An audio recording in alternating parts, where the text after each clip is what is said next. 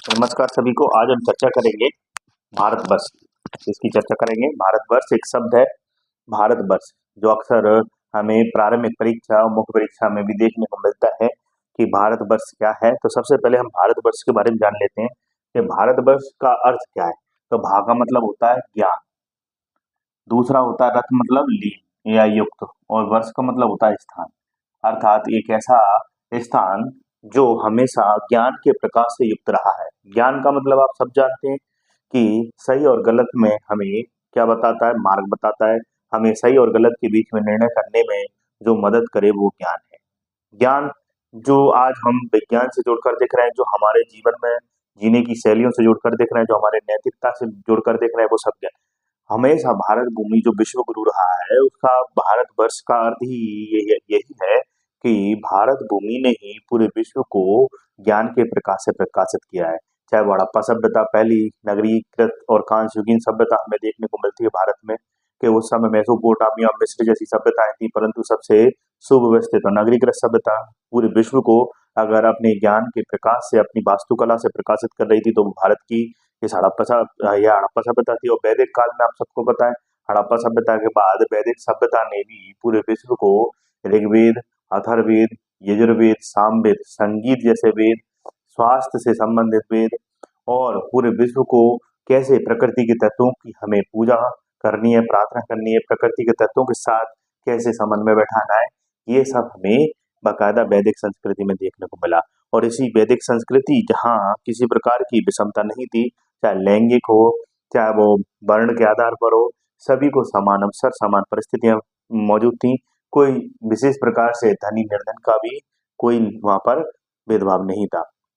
तो आप समझ सकते हैं, अस्पृश्यता विद्यमान नहीं है यहाँ पर, कोई जातिवाद नहीं है यहाँ पर कोई धनी और निर्धन का वर्ग भेद नहीं है, यहाँ शोषणकारी परिस्थितियां नहीं है। इसलिए तो दयानंद सरस्वती ने कहा, भेदों की ओर लौटो। अर्थात हमारी वैदिक प्राचीन कालीन संस्कृति पूरे विश्व को क्या कर रही थी, जीवन जीने का मार्ग दिखा रही थी, जिसमें कि हम आश्रम व्यवस्था की बात कर सकते हैं, जिसमें हम त्रिऋण की बात कर सकते हैं, जिसमें हम बात कर सकते हैं पुरुषार्थ की, धर्म अर्थ काम मोक्ष की, कि किस प्रकार से व्यक्ति की अंतिम जो चरम जो पुरुषार्थ है वो मोक्ष, अर्थात जीवन के सभी माया मोह को त्याग कर वो अपना पूरा जीवन किसमें लगा दे, समाज के कल्याण में और ईश्वर की भक्ति में। बोलिए, तो बताइए, भौतिकता से आध्यात्मिकता की ओर ले जाने वाला पुरुषार्थ, संस्कार व्यवस्था जहाँ 16 संस्कार हमें नजर आते हैं, तो ये ज्ञान ही है जहाँ पूरे विश्व को नैतिकता का पाठ पढ़ा रहा है, पूरे विश्व को जीवन जीने की मार्ग। तो याद रखें, भारत क्या है, आज भी भारत क्या है, एक ऐसी संस्कृति है जो जीवन जीने की पूरे विश्व को क्या दिखा रही है, राह दिखा रही है, और पूरे विश्व में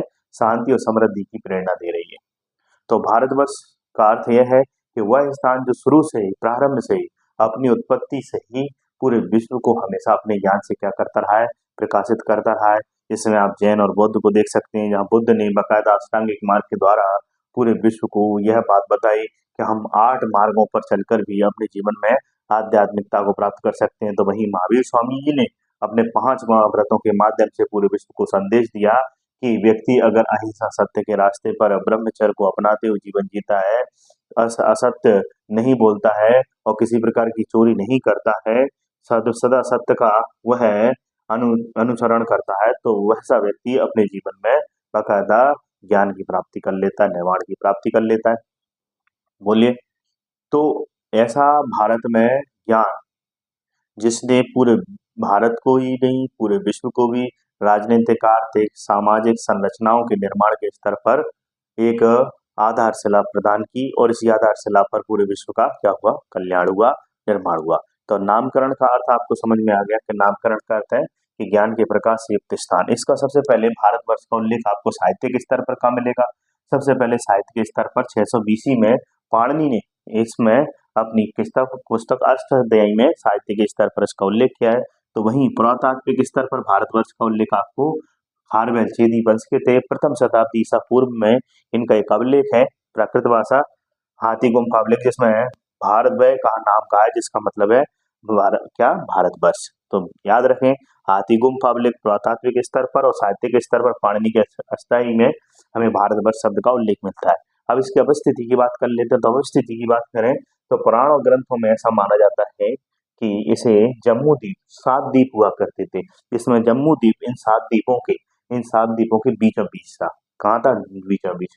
जम्मू द्वीप का मतलब यहाँ जामुन के वृक्ष से है, अर्थात हमने इसका नाम उस समय, क्योंकि पर्यावरण को, प्रकृति की शक्तियों को हम ज्यादा पूजते थे और प्रकृति की शक्तियों से अपने आप को जोड़कर देखते थे, इसलिए हमने उस समय जो जम्बू द्वीप है, जो नामकरण किया है, वो जामुन के वृक्ष से हमने इसका नामकरण किया कि जम्बू द्वीप मतलब जामुन के वृक्षों की जहाँ बहुलता थी, जामुन के वृक्षों का जहाँ जंगल हुआ करता था घना, उसी क्षेत्र को जम्बू द्वीप, जो 7 द्वीपों से घिरा हुआ था चारों तरफ से। जम्बू द्वीप को भी कितने खंडों में बांटा गया? बाकायदा इस द्वीप को, द्वीप मतलब जो चारों तरफ से घिरा हुआ है, जम्बू द्वीप को भी कितने खंडों में बांटा गया? 9 खंडों में बांटा गया बच्चों। कितने खंडों में? 9 खंडों में। जिसमें से एक खंड क्या था? जिसमें से एक व्रत में ईला व्रत था। इन 9 खंडों के व्रत में ईला व्रत वर्ष था, और यह 9 खंडों में बटा हुआ, जिसमें बीच में एला व्रत वर्ष है, और इसमें से एक खंड कौन सा था? भारतवर्ष। एक खंड का नाम क्या था? भारतवर्ष। और यह भारतवर्ष भी कितने भागों में बटा हुआ था? भारतवर्ष भी कितने भागों में? 5 भागों में। उत्तर में उदित, पूर्व में प्राच्य या प्राची, दक्षिण में दक्षिणापद, पश्चिम में प्रतीच और मध्य में मध्य। 5 भागों में बटा। तो याद रखें, आपसे अगर प्रश्न पूछ लिया जाए कि जम्बू द्वीप मतलब 7 जो द्वीप थे उनके बीचों बीच मौजूद था, जहाँ जामुन वृक्षों की क्या थी? बहुलता थी। इसको भी कितने खंडों में बांटा गया बच्चों? 9 खंडों में। और 9 खंड में से एक खंड कौन सा था? भारतवर्ष। और भारतवर्ष को भी कितने भागों में बांटा गया? 5, जिसमें पश्चिमी भाग को प्रतीच, उत्तरी भाग को उदीच, पूर्वी भाग को प्राच्य, दक्षिणी भाग को दक्षिणापद और मध्य भाग को मध्यम कहा जाता था। क्लियर हुई ये बात? तो एक तो बात आ गई हमारी अर्थ की, और एक बात आ गई स्थिति की, कि स्थिति कहाँ थी इसकी, और दूसरी बात भारतवर्ष का नाम का अर्थ और उसका उल्लेख। अगली बात करें कि इसका नामकरण। नामकरण, तो इसके नामकरण के लिए हमारे ग्रंथों में अलग अलग कहानियां दी गई हैं, अलग अलग साहित्यिक कथानक दिए गए हैं, अलग अलग जगह पर अलग अलग घटनाओं का उल्लेख किया गया है। जैसे कि हम बात करें पहली घटना के रूप में, दुष्यंत और शकुंतला के जो पुत्र थे उनके नाम पर भरत पड़ा। ये कहानी है कि दुष्यंत जी जो हस्तिनापुर के राजा हुआ करते थे, वो एक बार बन जाते हैं, उन्हें प्यास लगती है, और प्यास लगती है जब जंगल जाते हैं वो शिकार पर, जब वो प्यास लगती है तो वो ऋषि कण्व के आश्रम जाते हैं, और वहाँ ऋषि कण्व के आश्रम में ऋषि कण्व मौजूद नहीं होते, और वहाँ मौजूद होती है शकुंतला, और यही शकुंतला उन्हें पानी पिलाती है दुष्यंत जी को, और उसी समय उनका प्रेम हो जाता है, और इसी प्रेम के वशीभूत होकर उन दोनों में वहाँ विवाह होता है, प्रेम की वशीभूत होकर गंधर्व विवाह जिसे हम कह सकते हैं। और अब दुष्यंत जी को जब अपने राज्य की याद आती है तो वो अपने राज्य की तरफ अग्रसर होते हैं, और कहते हैं शकुंतला जी को कि आप भी हमारे साथ चलो। शकुंतला जी कहती है कि नहीं, ऋषि कर्ण जब तक नहीं आएंगे मैं उनकी अनुमति के बिना आपके साथ नहीं जा सकती। तो दुष्यंत जी कहते हैं कि मुझे तो राज्य का कर्तव्य निभाना है, मेरा जाना तो जरूरी है। तो शकुंतला जी कहती हैं कि चलो मैं आऊंगी जब भी आपके पास, तो मैं कैसे आपके पास आऊंगी? कोई ऐसी पहचान आप मुझे दे दीजिए। तो दुष्यंत जी उन्हें अपनी जो रिंग फिंगर है वो उन्हें उतार कर दे देते हैं कि लो भाई अंगूठी रख लीजिए, कभी भी आए तो मेरे जो हस्तिनापुर राज्य है उस पर मेरे द्वारपालों को बता दीजिएगा, वो पहचान जाएंगे, है ना। तो अब ये कहकर दुष्यंत जी चले जाते हैं अपने राज्य हस्तिनापुर। शकुंतला जी बाकायदा ऋषि कर्ण के आश्रम में मौजूद है, और एक दिन वो नहाने के लिए जाती है नदी में, और अचानक से वो अंगूठी नदी में गिर जाती है, और उसको कोई मछली अपने अंदर फिर पेट में निगल लेती है। तो इसके बाद शकुंतला जी चिंता करने लगती है कि अंगूठी तो खो गई हमसे। अंगूठी जब खो गई है तो राजा दुष्यंत जी हमें कैसे याद करेंगे? ये बड़ी चिंता का विषय है, और वो चिंता में बहुत डूब जाती है कि अब राजा को, और प्रेग्नेंट भी थी, गर्भवती थी उस समय, तो और चिंता का विषय कि ना तो राजा याद करेंगे, और गर्भवती और ऋषि कणवाएंगे तो वो क्या कहेंगे। तभी उनके दरवाजे पर भिक्षा लेने के लिए दुर्वासा ऋषि पहुंचते हैं, जो स्वभाव से प्रवृत्ति से थोड़े क्रोधी भी है। उस समय वो चिंता में डूबी हुई होती है, उन्होंने दुर्वासा ऋषि की आवाज नहीं सुनी, तो दुर्वासा ऋषि उन्हें श्राप दे देते हैं कि जिसके ख्याल में तुम डूबी हुई थी वो व्यक्ति तुम्हें हमेशा के लिए भूल जाएगा। तो उनके साथ जो जो सब मौजूद महिलाएं थी जो आश्रम में काम करती थी, शकुंतला वो दुर्वासा ऋषि को बताने जाती है कि आपको अपमानित करना उनका इंटेंशन नहीं था, वो बड़ी प्रेग्नेंट भी है, ऊपर से उनकी अंगूठी खो गई, अब उनको राजा कैसे याद कर पाएंगे, तो इस बात की वो चिंता में थी, और आपने शराब दे दी तो और ये चिंता का विषय है, तो आप अपनी शराब को क्या कर लीजिए, वापस कर लीजिए। तो उन्होंने बोला कि अब उस समय जो शराब दे दी जाती थी तो वापस नहीं होती थी, तो उन्होंने कहा शराब तो वापस नहीं होगी, परंतु हाँ ये बात तय है कि जैसे ही वो अंगूठी को देखेंगे दुष्यंत जी, तो उन्हें पूरी की पूरी कहानी पुरानी अपनी याद आ जाएगी, वो शकुंतला जी को याद कर लेंगे। अब शकुंतला जी क्या करें, वो जाती हैं राज्य में बिना अंगूठी के, तो राज्य में उन्हें प्रवेश नहीं दिया जाता और आखिरकार वो वहां से हस्तिनापुर से जंगल चली जाती, जहाँ एक ऋषि के आश्रम में वो रहती हैं और वहां उनको एक पुत्र की प्राप्ति होती है जिसके नाम नाम है भरत। अब एक बार जब राजा दुष्यंत जंगल में जाते हैं, राजा दुष्यंत को एक बार एक मछुआरा आकर कहता है कि एक मुझे मछली की पेट में एक अंगूठी मिली है राजा जी, आप देखिए, जांचिए इसको, क्या किससे संबंधित है। तो राजा जी उसे जांचते हैं और राजा जी को सब याद आ जाता है कि यार ये तो मतलब शकुंतला मेरी पत्नी की अंगूठी है, और मेरी पत्नी कहाँ है। वो ढूंढते ढूंढते जंगल में पहुंचते हैं और वहां एक बालक शेर के मुंह में हाथ डालकर दांत गिन रहा होता है। तब वो पूछते हैं तुम्हारा नाम क्या है, कि भरत है। तुम्हारे माता पिता कौन है, कि मेरे पिता दुष्यंत जी हैं और माँ का नाम शकुंतला है। तो उन्हें जब पता चलता है कि मेरा यह पुत्र है और मेरी पत्नी शकुंतला यहाँ मौजूद है, तो उनको बाकायदा ससम्मान अपने राज्य लाती है। पूरी कहानी आपको कैसी लगी बताइएगा। तो शकुंतला और दुष्यंत जी के जो जीवन पर आधारित है, प्रेम विवाह पर आधारित जो कहानी है, उससे भरत के नाम पर जो पुत्र की प्राप्ति होती है उन्हीं के नाम पर भरत पड़ा। भरत ने ही आगे चलकर हस्तिनापुर राज्य को लीडरशिप की और हस्तिनापुर राज्य को वैभव के चरम पर पहुंचा दिया।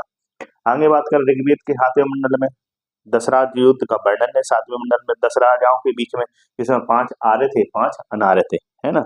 उन पर अपन अलग बात करेंगे, 5 अनार्य कौन थे 5 आर्य कौन थे, है ना। 5 जो आर्य थे उनको अनु दुरु तुर्बस की, तो उनके पंचजन के नाम से जाने जाते थे वो, है ना।